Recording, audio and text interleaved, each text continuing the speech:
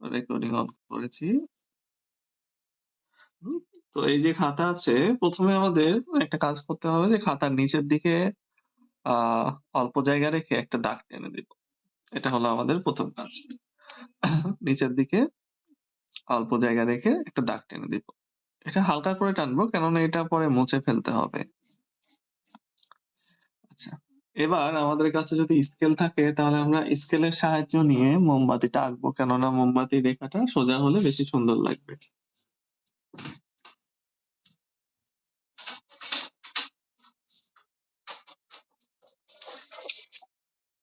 কোন সাইজের? যেকোনো রকমের স্কেল হলেই হবে। ও না, বড় করে মানে একদম খাতার এপাশ থেকে ওপাশ। মানে এই দাগটা টেনে আমরা অর্ধেক করে ফেললাম কাগজটাকে এরকম। আচ্ছা। মানে একদম খাতার এখান থেকে ওই পাশ। আচ্ছা। দাগটা টানার পরে আমরা এই যে স্কেল নিব। স্কেল নিয়ে একটা মোমবাতি আঁকার চেষ্টা করব। তবে মোমবাতিটা যে আঁকবো আমরা একটু বড় করে একটু মোটা করে আঁকার চেষ্টা করব, হ্যাঁ? চিকন করব না। তো আমরা নরমালি ২ টো রেখা টানবো এইচ এর মতো, তাই না? ধরো এখানে একটা রেখা এবং এতটুকু মোটা করে আরেকটা রেখা। আচ্ছা। ২ টো রেখা টানছি স্কেল দিয়ে তাহলে সোজা হইছে। আচ্ছা, স্কেল দিয়ে রেখা টানার পরে আমরা কি করব? নিচের দিকটা মেলায় দিব। মানে একটা বক্সের মতো হয়ে গেল। তো এটা স্কেল দিয়ে করবো এইজন্য যেন বাঁকা না হয়। বাঁকা হলে ভালো লাগবে না।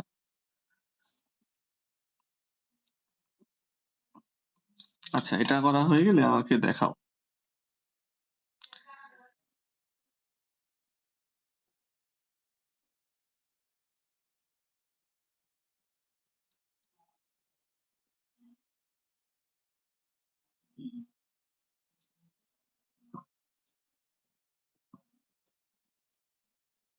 স্যার আমার আঁকা হয়ে গিয়েছে। আচ্ছা, দেখি। হ্যাঁ, হয়েছে। এবার যেহেতু মোমবাতিটা গোল, তাই না? তাহলে নিচের দিকটা আছে হলো সোজা। তাহলে এটাকে গোল করা লাগবে। গোল করার জন্য আমরা এই যে ২ কর্নারটা শুধু গোল করে দিব। আর এই যে এই কর্নার থেকে যদি আমরা এভাবে একটু গোলের মতো করে দেই, এই কর্নার থেকে এভাবে গোলের মতো করে দেই, তারপরে এই যে এই ২ টাকে হালকা একটু বাইরের দিকে নিয়ে গিয়ে মেলায় দেই, তাহলে এটা গোলের মতো হয়ে যাবে। তো আমাদের এই কাজটা করতে হবে যে ২ টা কর্নারে ঠিক আনারস আঁকা মনে আছে কিনা জানি না। আনারসে কিন্তু আমরা এটা করছিলাম, তাই না? এই যে কর্নার এভাবে গোলের মতো করে তারপরে এখান থেকে নিচের দিকে হালকা বাঁকিয়ে দুটো মিলাই দিছিলাম।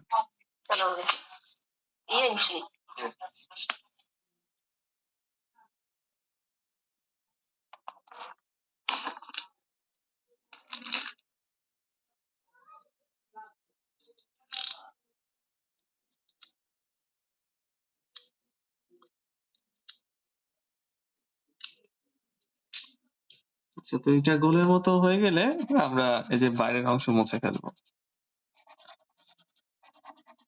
মানে যেহেতু গোল এই জন্য কিন্তু গোলের মতো করলাম। মোমবাতি যেহেতু।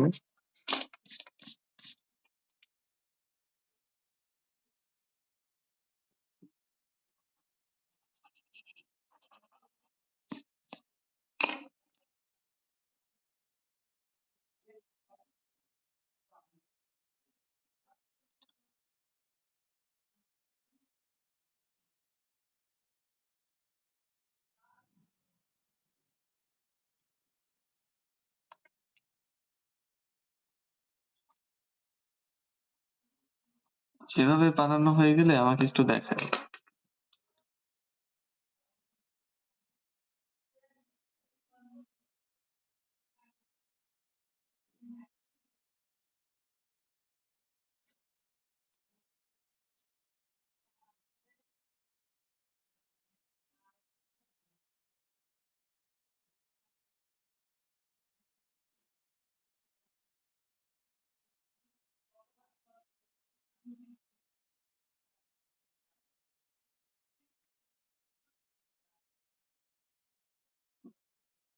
স্যার আমার আঁকা হয়ে গিয়েছে। আচ্ছা এটা একটু দেখি।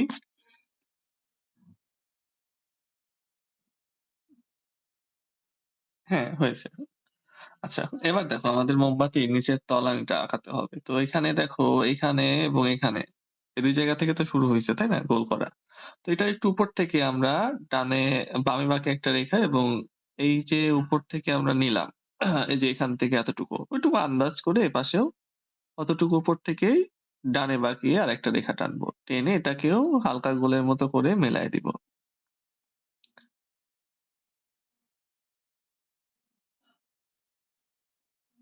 এটা করলে মোমের নিচের অংশ আমাদের কমপ্লিট।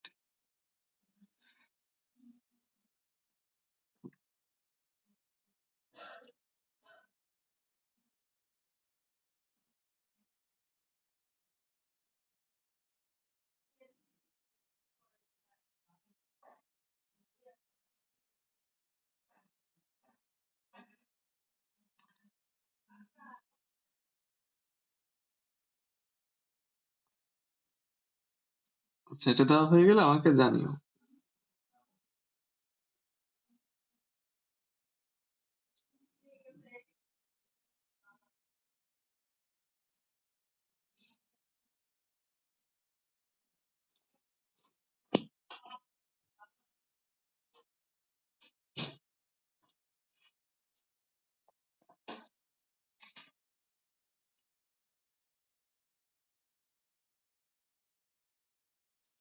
স্যার আমার আঁকা হয়ে গিয়েছে। হয়ে গেছে। আচ্ছা।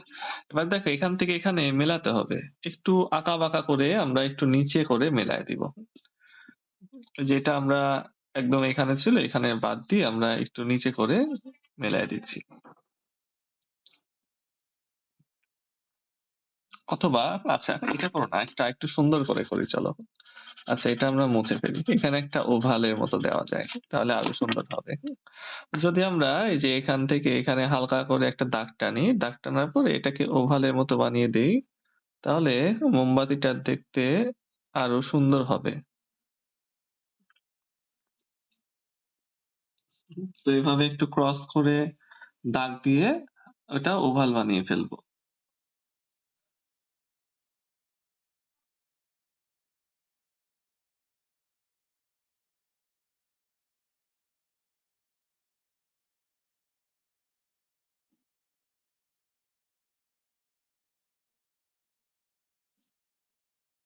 স্যার আঁকা হয়ে গিয়েছে। আচ্ছা দেখি।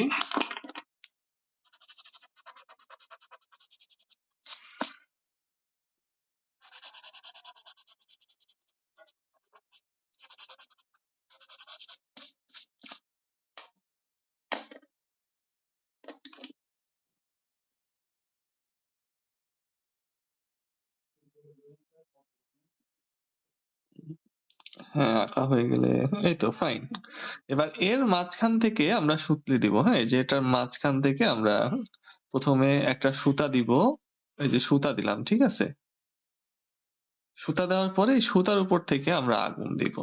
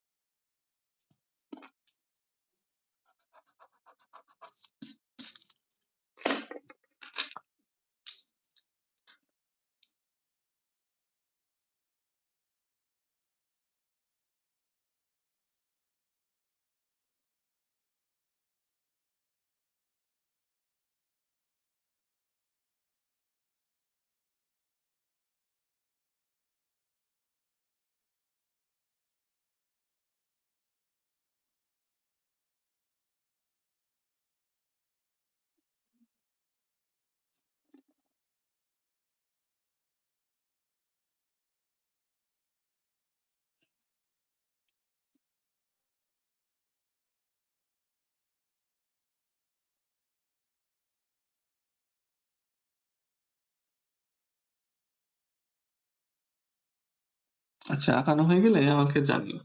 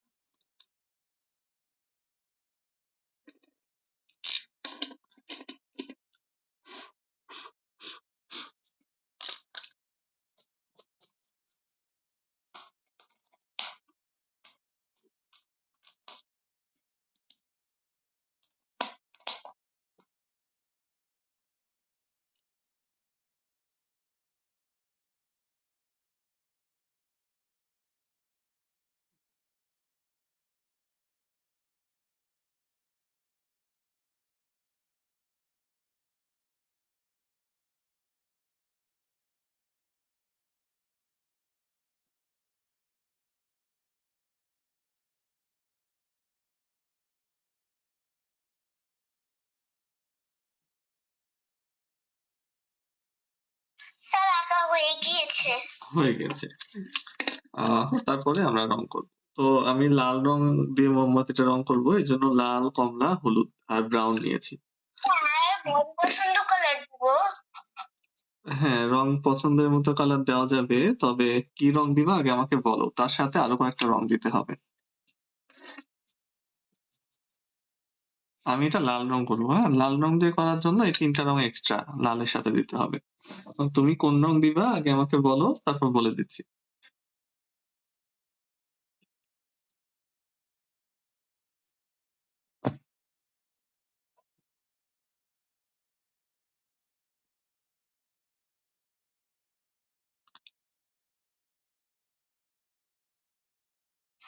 স্যার, কমলা। আচ্ছা, কমলা যদি দাও তাহলে এই যে এই ৩ টাই, হ্যাঁ? শুধু লাল বাদে। কমলা, হলুদ আর ব্রাউন। স্যার, হালকা ব্রাউন নাকি ডার্ক ব্রাউন? ডার্ক ব্রাউনটা। আচ্ছা, তো আমরা শুরু করি। সবার ১ম এ আমরা ডার্ক ব্রাউন কালার দিয়ে রং শুরু করব। এখন আমাদের একদিকে আলো দেখতে হবে, হ্যাঁ? যে এই যে মোমবাতিটা আছে, মোমবাতি আছে ঠিক আছে। তবে অন্য মানে দেখতে হবে যে মোমবাতিতে কোন দিক থেকে আলো আসতেছে। তো ধরো আমি এখানে বাম দিক থেকে আলোটা দেখাচ্ছি। এটা কিন্তু আমার ইচ্ছা যে বাম দিক থেকে আরেকটা আলোর উৎস আছে যেখান থেকে আলো এসে মোমবাতিতে পড়ছে। ঠিক আছে? তো বাম দিক থেকে যখন আলো আসতেছে তখন আমরা কিন্তু ডান দিক থেকে ব্রাউন কালার করা শুরু করব। কেননা যেদিকে আলো আসে তার বিপরীত দিকে হয় গাঢ়। তাহলে বামে আলো আসতেছে, তাহলে বামের বিপরীত দিক হলো ডান। তাহলে ডান দিক থেকে আমরা ব্রাউন কালার দেওয়াটা শুরু করব। তো ১ম এ এই গাঢ় ব্রাউনটা হালকা করে ডান দিকে কিছুটা অংশে দিয়ে দিব।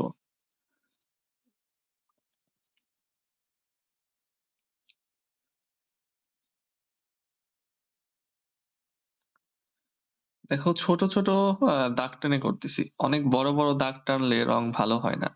ছোট, ছোট দাগ টেনে বারবার একই জায়গাতে যদি আমরা রং করি তাহলে রংটা অনেক সুন্দর ব্লেন্ড হয়। তো এটা কিন্তু ইচ্ছামত করছি। এতটুকু না দিয়ে তুমি আরেকটু বেশিও নিতে পারো ব্রাউন। তো ১ম এ হালকা করে সুন্দর করে মানে কোনো যেন সাদা, সাদা অংশ না থাকে। আমরা এইজন্য ২-৩ বার একই জায়গাতে রং করছি। 3D যেকোনো জিনিস আঁকতে গেলে আমাদের জিনিসটাকে একটু পরিশ্রম বেশি দিয়ে আঁকতে হয়। কেননা নরমাল জিনিসের থেকে 3D জিনিসগুলা একটু বেশি সুন্দর করে আঁকলে তবে ওটা 3D মনে হয়।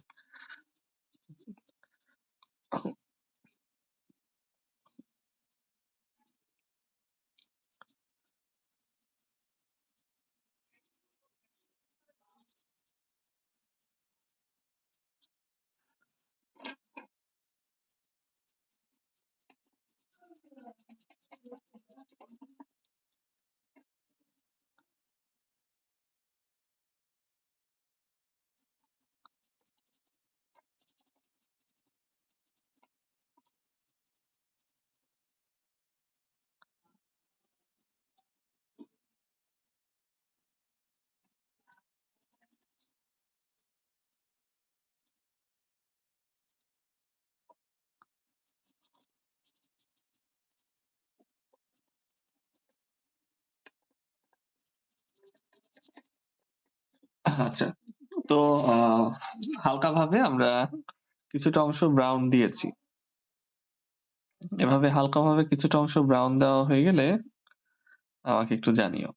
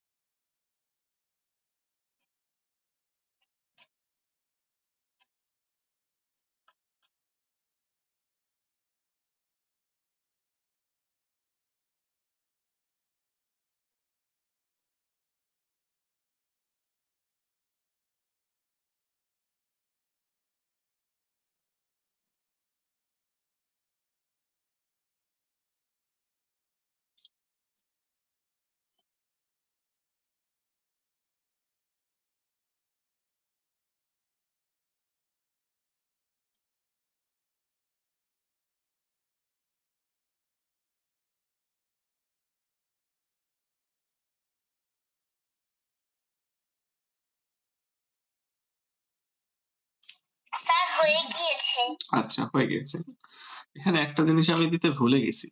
যে মোমটা যেহেতু একটু ক্রস হয়ে আছে তো অর্থাৎ গলে যাচ্ছে এদিকে। তো এদিকে না গলা অংশ দেখাতে হবে। তো এভাবে এলোমেলোভাবে এভাবে কিছু দূর পর একটা করে এরকম যেকোনো একটা আকৃতি বানায় দিলে মনে হবে যে মোমটা গলে গা বেয়ে পড়ছে।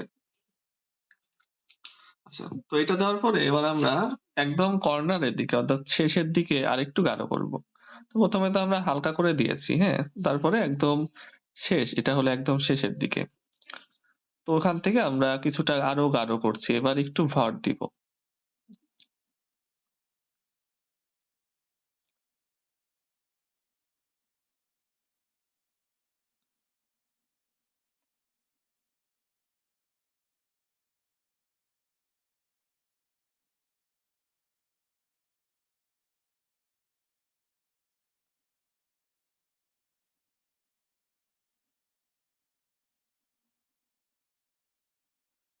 মানে ভর দিব বলে যে একদম গায়ের জোর দিয়ে ভর দিব তা না। দেখো গায়ের জোর দিয়ে ভর দিলে তো অনেক গাঢ় হয়। এত গাঢ় করব না। আগে যতটুকু ভর দিয়েছি তার থেকে একটু বেশি ভর দিব। যেন ওর থেকে একটু গাঢ় হয়।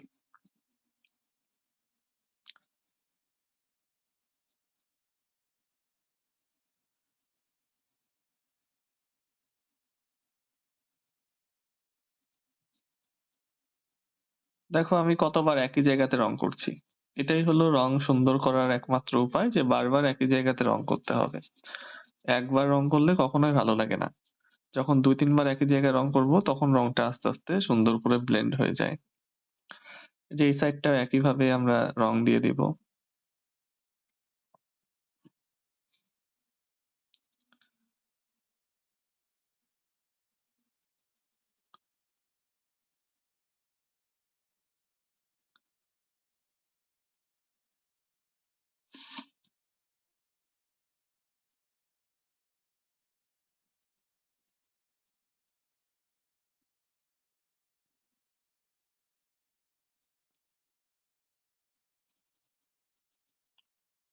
আহা,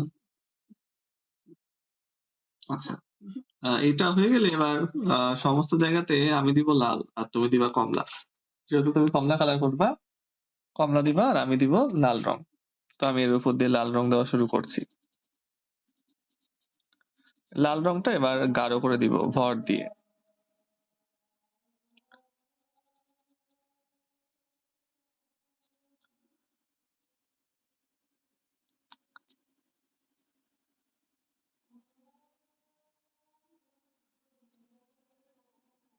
আচ্ছা, এখন লাল রং দেওয়ার সময় একটা শুধু টেকনিক ফলো করব। সেটা হলো যে, যে এই যে যেখানে আমরা গাঢ় দিয়েছি ব্রাউন, হ্যাঁ?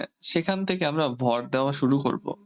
অনেক ভর দিচ্ছি, একদম অনেক ভর। একটু ভর আরেকটু বেশি ভর দিলে হয়তো ভেঙে যাবে পেন্সিল।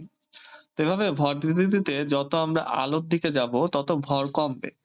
আলোর দিকে যখন যাব তখন ভর কমে যাচ্ছে অর্থাৎ হালকা হয়ে যাচ্ছে। তো এটা আমাদের একটু মেইনটেইন করে রং করতে হবে যে ভর দিচ্ছি ঠিক আছে কিন্তু আলোর দিকে যখন যাচ্ছে তখন আমাদের ভর কমে যাচ্ছে। অর্থাৎ তখন আমরা পেন্সিলের উপর চাপ কমায় দিচ্ছি।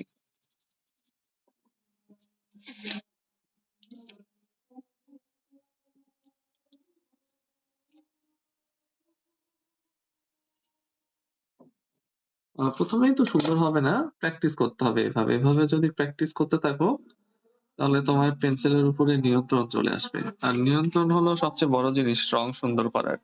যে কোথায় কতটুকু প্রেসার দিতে হবে এটা যদি তুমি ভালোভাবে নিয়ন্ত্রণ করতে পারো পেন্সিল দিয়ে তাহলে কিন্তু রং সুন্দর হবে।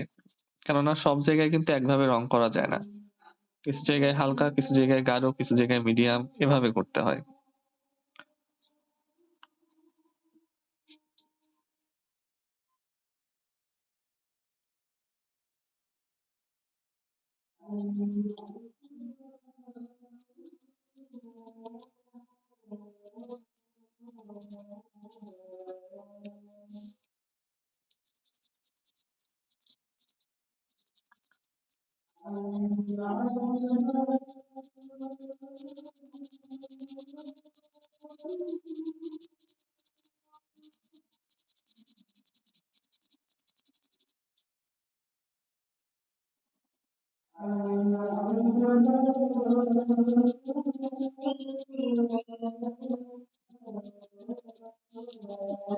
আচ্ছা।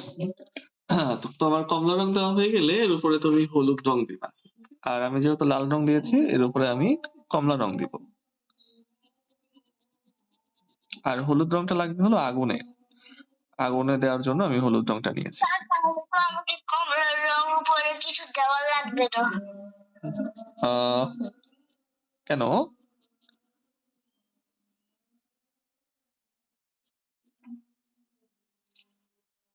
মানে তুমি কি বললে আমি বুঝতে পারিনি।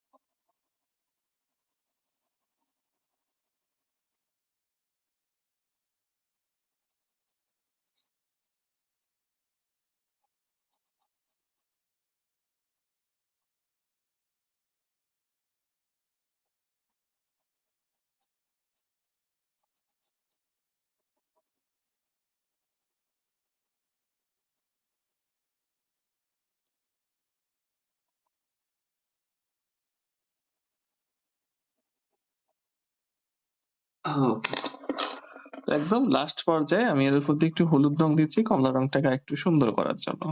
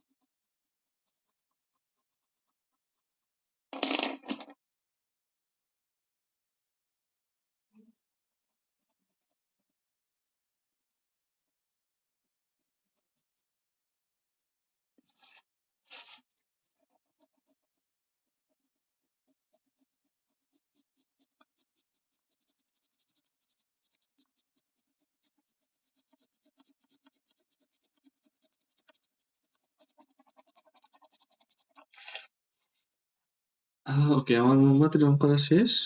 তোমার এখনো শেষ হলে আমাকে দেখাও।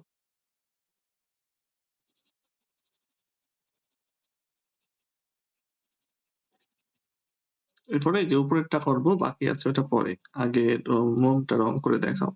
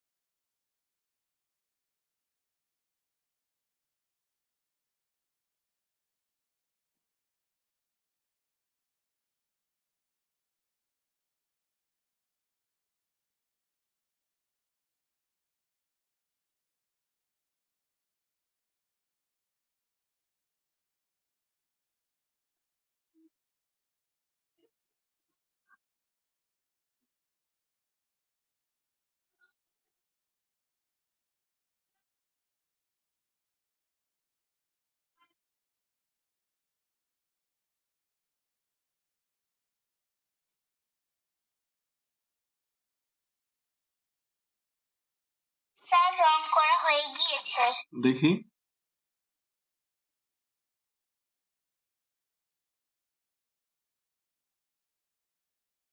বাহ! সুন্দর হয়েছে। আচ্ছা, এবার এই যে এই অংশটা একদম আলোর নিচে আছে, তাই না? এই যে মোমের আলো। এজন্য এই অংশটা কিন্তু উজ্জ্বল হবে বেশি। অর্থাৎ এখানে আমরা হলুদ রংটাকে বেশি ব্যবহার করব। তো আমি প্রথমে কমলা রংটা দিচ্ছি। কমলা রংটা দেওয়ার পরে কমলার উপরে হলুদ রংটা দিয়ে দিব। যেহেতু এর উপরে একদম আলো আছে, তাহলে তো এটা সবথেকে আলোকিত অংশ।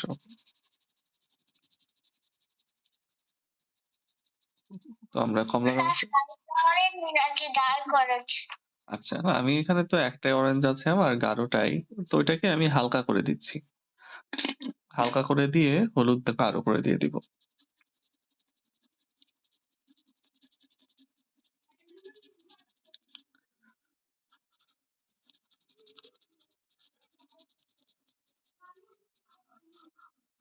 ওকে, এটার পরে এই যে সুতলি আছে এটাকে কালো করে দিব।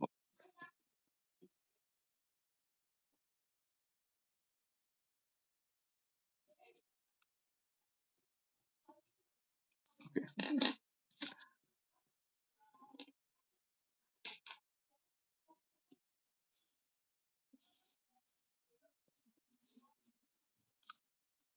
এই যে ওভাল আছে না, ওভালের ঠিক নিচের অংশ আমরা একটু আউটলাইনের মতো করে দিচ্ছি ব্রাউন কালার দিয়ে।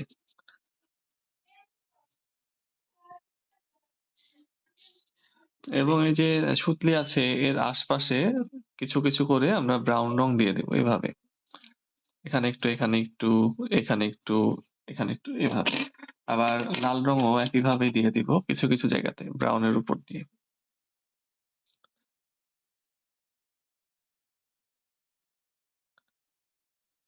মানে এটা কিন্তু ইচ্ছা মতো দিচ্ছি, কোনো জায়গা নাই নির্দিষ্ট যে এখানে দিতে হবে। কিছু কিছু জায়গাতে দিয়ে দিলে বেশি সুন্দর লাগবে।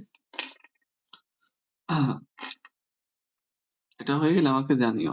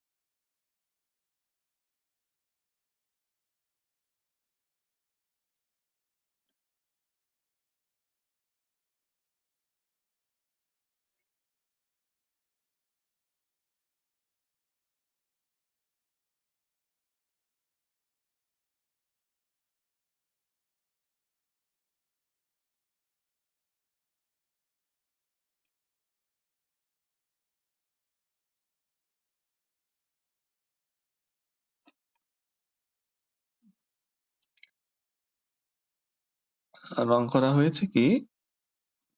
জি স্যার। তো এটা হয়ে গেলে আমরা এই যে মোমের আগুনের 4 কর্নারে প্রথমে আমরা লাল রং দিব।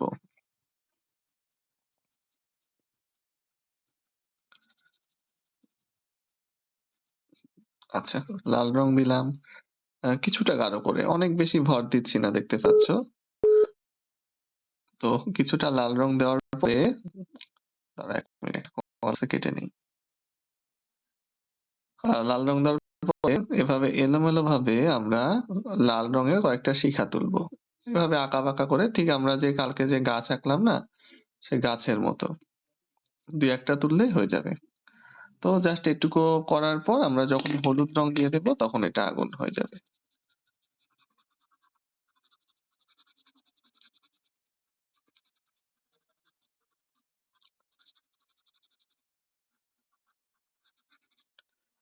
এই যে আগুন হয়ে গেল।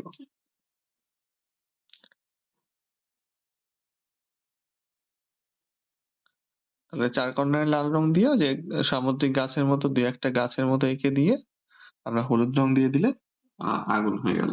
আগুনটা হয়ে গেলে আমাকে একটু দেখায়। তারপরে ছায়া দিব, তারপরে একটু কাগজ কাটতে হবে, তাহলে এটা 3D হবে।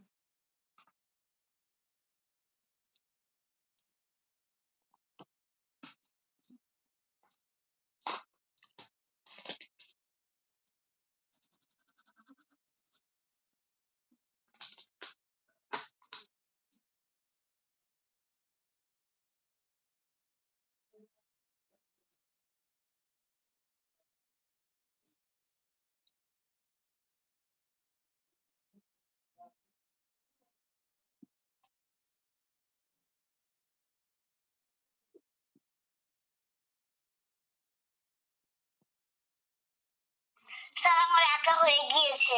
হ্যাঁ, দেখি।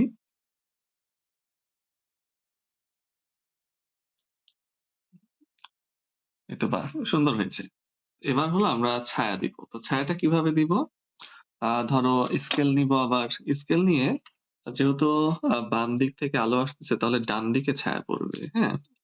তাহলে স্কেল নিয়ে এই যে এটার এই কর্নার থেকে আমরা একটা ডানে বাঁকিয়ে রেখা টানবো এবং এই যে এই দাগ বরাবর আরেকটা রেখা টানবো। তাহলে ২ টা রেখা আমরা টেনে দিলাম ডান দিকে বাঁকিয়ে।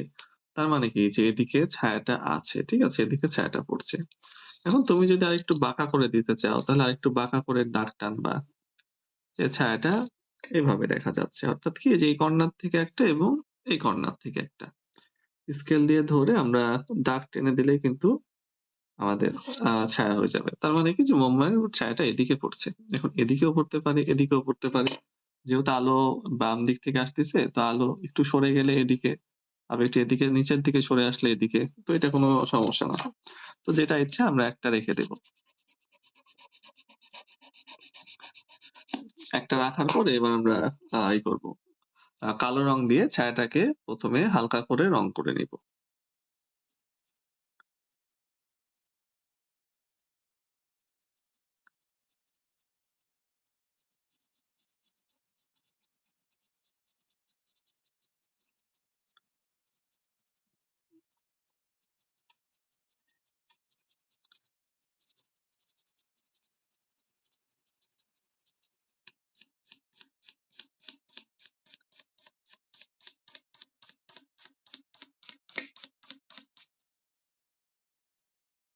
আচ্ছা, ১ম এ তো একটা আ হালকা করে কালো রং দিয়ে রং করে নিলাম।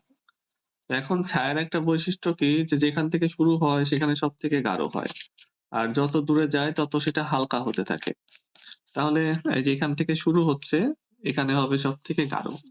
তো আমরা এপাশে গাঢ় করা শুরু করি আস্তে, আস্তে।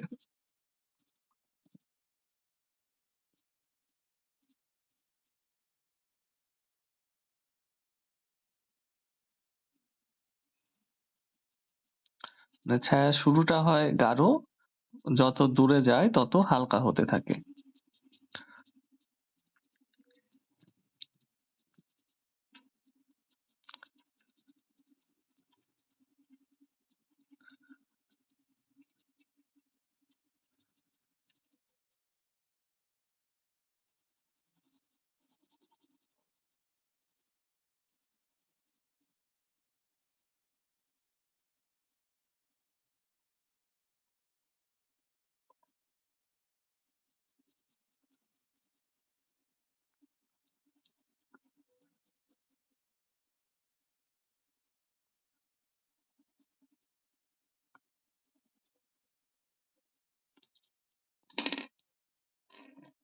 ওকে।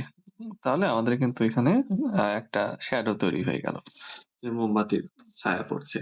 তাহলে মোমবাতির ছায়াটাকে এমনভাবে দিতে হবে যেন শুরুর দিকটা বেশি গাঢ়, যত উপরের দিকে যাচ্ছে তত হালকা হচ্ছে। আরেকটা কাজ করতে হয়, তবে এটার জন্য তো একটু সমস্যা হতে পারে। সেটা হলো যে এই যে একদম ছায়ার ঠিক একদম মানে আমাদের যে মোমবাতিটা আছে সেটার একদম কাছ দিয়ে একটু হাইলাইট করতে হয়।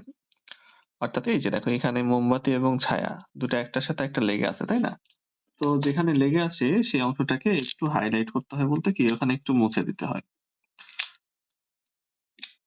তো এটা মোছা একটু কঠিন হবে নরমাল রাবার দিয়ে। তো আমরা আরেকটা কাজ করতে পারতাম, সেটা ভুলে গেছি। সেটা হলো যে প্রথমে যদি একটু জায়গা রেখে তারপর আমরা রং করতাম, তাহলেও কিন্তু এটা আরো সহজ হতো। তো ছায়া যেখান থেকে শুরু হয় একদম বস্তুর গায়ের সাথে লেগে থাকে না, এখানে সামান্য একটু অংশ সাদা থাকে।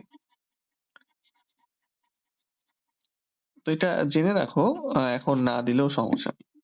তো এই যে আমরা এখানে যে হালকা একটু হাইলাইট করে দিলাম, এটা কিন্তু আর একটু সুন্দর লাগবে। আচ্ছা, এখন ছায়া দেওয়া হয়ে গেলে আমাকে জানাও। এটা আরো বড় হতো যদি আমার খাতার দিকে জায়গা থাকতো, আর একটু বড় করে দিতাম। তবে যেটুকু জায়গা থাকবে ওটুকু দিয়ে দিলেই হবে। এখন ছায়া অনেক লম্বাও হয়।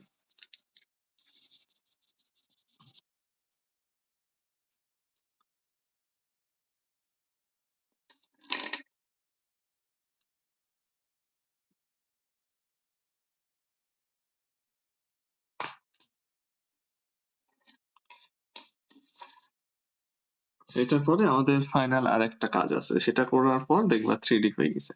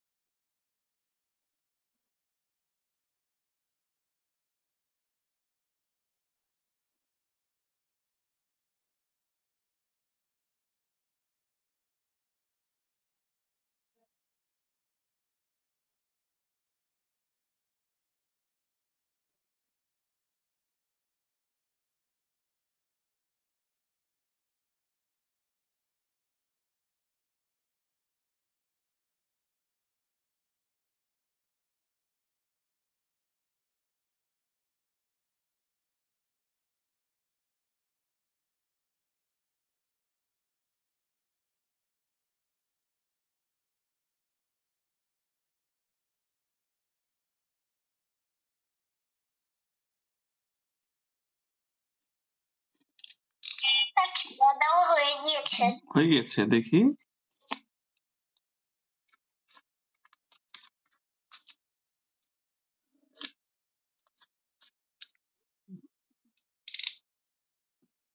আচ্ছা, হয়েছে। সুন্দর হয়েছে, দেখো। এবার যেটা লাস্ট কাজ, এই যে আমরা ১ম এ একটা রেখা টেনেছিলাম, তাই না? এই যে মোম থেকে কিছুটা উপরে, ওই রেখাটা আমরা আবার টানবো। তবে সম্পূর্ণ না। দেখো এই যে মোমের এখান থেকে শুরু করলাম। রেখা মুছে গেলে গেল। আমরা মোম থেকে কিছুটা উপরে, মোম থেকে ডানে কিছুটা রেখা টানবো, মোম থেকে বামে কিছুটা রেখা টানবো। স্কেল দিয়ে ধরে অবশ্যই, হ্যাঁ? ফ্রি হ্যান্ড এ এগুলা করা যাবে না। ডানে এবং বামে রেখা টেনেছি। তোমার টানা হয়ে গেলে আমাকে জানিও।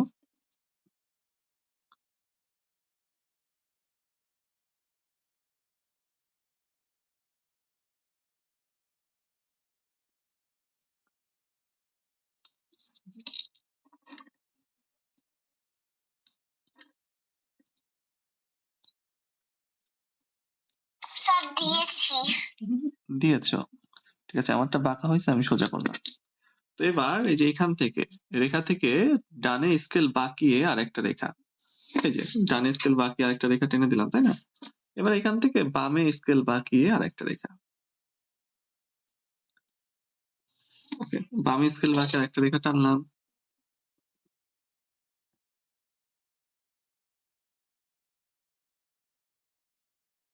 আচ্ছা, এই শুধু ২ টা রেখা টানার মাধ্যমে দেখো কিছুটা এখন 3D লুক দিচ্ছে। এবারে কি করতে হবে? আমরা যে রেখাটা টেনেছি অর্থাৎ এই বক্সটা, এই বক্সটা রেখে বক্সের উপরের অংশটা কেটে বাদ দিতে হবে। এটা একটু কঠিন কাজ, ঠিক আছে? এইজন্য এটা তোমরা নিজেরা না করলে বড়দের সাহায্য নিতে পারো। তবে 3D ড্রইং এ কাটতেই হয়। না কেটে কখনোই 3D ড্রইং হয় না। যত 3D ড্রইং আছে সবগুলাতেই উপরের অংশ কেটে বাদ দিতে হয়। তো আমরা কি করব? মোমবাতিটাকে সুন্দর করে কেটে একদম এই যে এই রেখা পর্যন্ত কেটে বাদ দিয়ে দিব। সেটা কিভাবে? জ্যান্টি কাটার অথবা কেচি যেকোনো একটা কিছু দিয়ে কাটলেই হবে। তো যেটাতে কাটার সুবিধা হবে সেটাতেই কাটবার সমস্যা নাই। তো এই যে মোমবাতিটাকে সুন্দর করে কাটছি ১ম এ। আচ্ছা, এই রেখা পর্যন্ত। ঠিক আছে? এবার এদিকে অর্থাৎ এই যে বক্সটা এবং মোমটাকে রেখে বাকি অংশ বাদ দিতে হবে। তুমি কি এটা বুঝতে পারছো?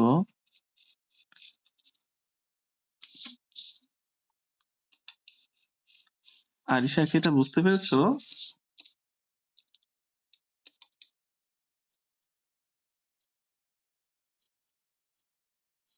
হ্যালো?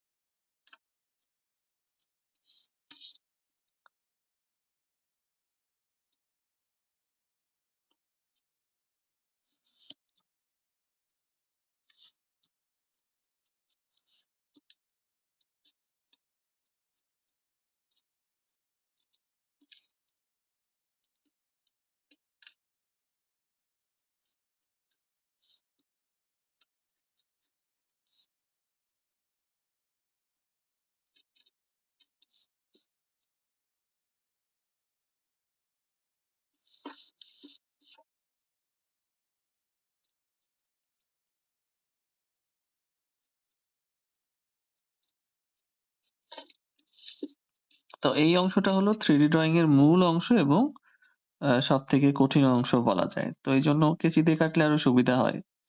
কেচি কোথায় আছে খুঁজতে হবে, এজন্য ইন্ডিকেটর দিয়ে কাটছি।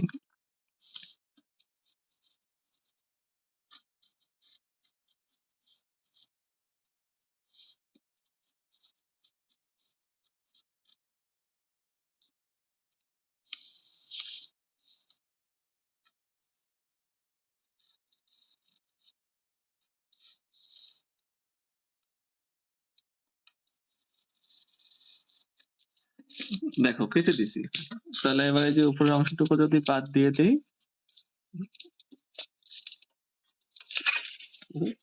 এবং এটা এখানে রেখে দেই, দেখো মনে হচ্ছে 3D। আরেকটু উপর থেকে দেখলে আরো ভালো হবে।